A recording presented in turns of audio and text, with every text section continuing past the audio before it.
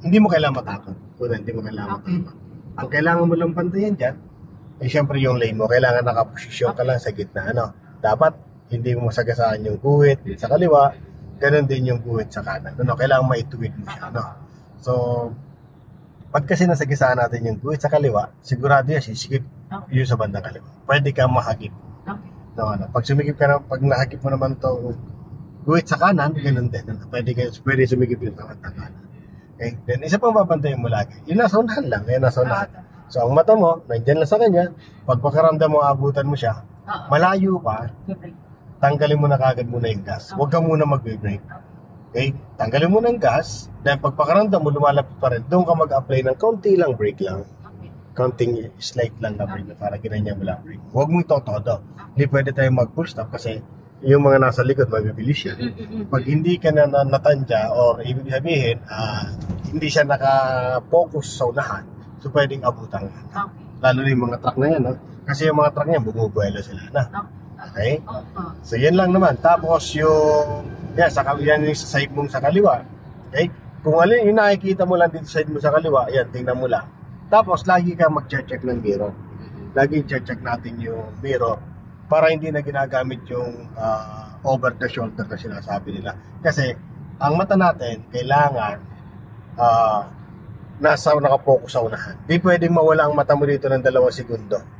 Okay? So kaya pag tumingin ka nga sa mirror, saglit lang din balik. Ngayon, kung titingin ka pa sa mirror, pag over the shoulder ka pa, 2 segundo ang mawawala.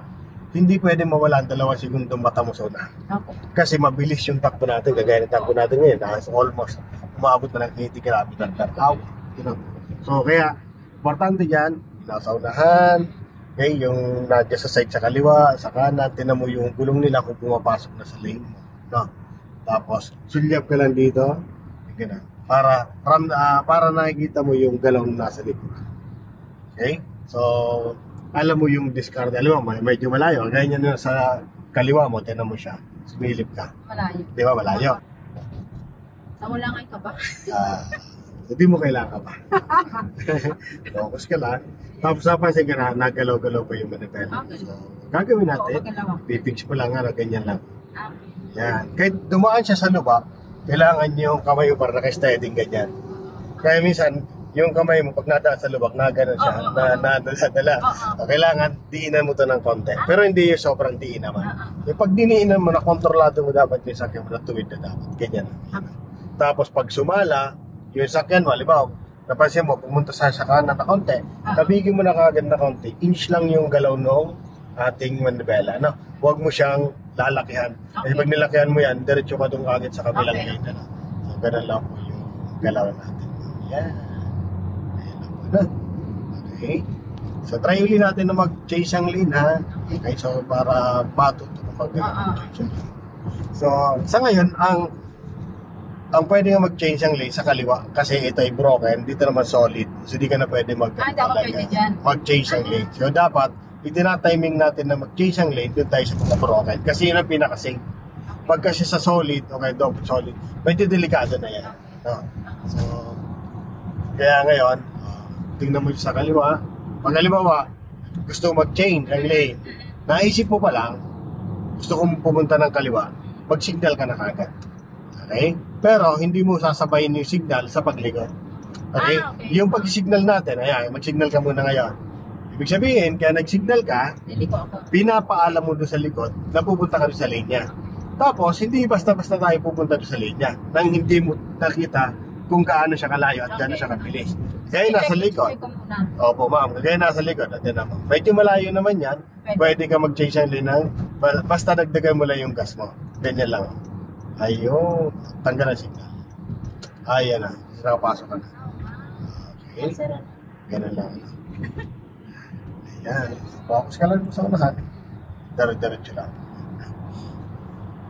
Magaganda naman po yun mamaya yung handle mo sa manibela. Ngayon kasi medyo first time mo na makapasok sa expressway. Iba talaga yung pakiramdam ng baguhan sa expressway kasi yung bilis, tapos yung manibela, talagang magalaw talaga siya lalo na kung ang kalsada ay medyo lubak-lubak. Okay? So yan, so bantayan mo lang po yung nasa unahan. Pag ramdam mong yan, namula yung pita ng isang yan. O kaya, ayan, namula rin pa dan. So, ibig sabihin, umapak sa brake yung mga yan. Okay. So, pag umapak sa brake, possible na pong magbagal. Pero hindi naman ibig sabihin na kailangan mo rin mag-brake. Pag nag-brake siya, possible na magbagal. So, gawin mo lang, siguro, tanggalin mo yung gas mo. Yun.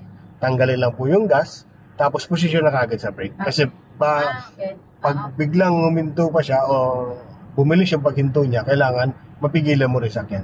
Na. So, napaka-importante niyan, nasa unahan.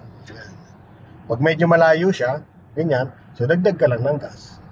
Okay? Tapos, silyapan mo itong katabi mo. Tingnan mo yung gulong niya sa unahan. Pag pakaramdam mo pumapasok na yung gulong niya dyan sa guhit, yung sa unahan na gulong niya, tingnan mo. Pag pumapasok na sa guhit na, hindi sabihin mag-change siya ng lane papunta sa'yo. Yan po yung papakaramdam mo. Ano? Tingnan mo yung motor. Oh. Yan. Tingnan mo to. Yan nasa kanan. Okay? Sulyap lang. Lahat sulyap lang ang galaw. Itong Innova, tingnan mo yung galaw niya. Tingnan mo yung gulong. Sa gulong mo makikita yung kung saan siya pupunta. Okay. Okay?